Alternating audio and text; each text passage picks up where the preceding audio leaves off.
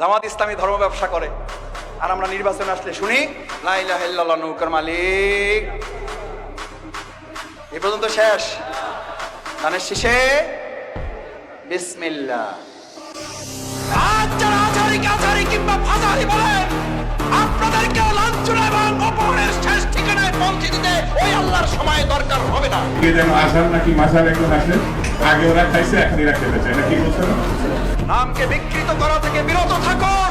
BNP নাকি চাঁদাবাজি করে, বিএনপি নাকি দখলবাজি করে। ইসলামপন্থী আলেমগণ যখন চাঁদাবাজের বিরুদ্ধে কথা বলে, একদল খাইছে আর একদল রেডি হয়ে গেছে, তখন ওই কপাল পরে জামাওয়ালার মতো লোকেরা জট করে দিতে চান। মনে রাখবেন, খলিফার কাজ ভেঙে চুরে তছনছ করে নতুন একটা বাংলাদেশ বিনির্মাণ আমরা করবই। আলেমদের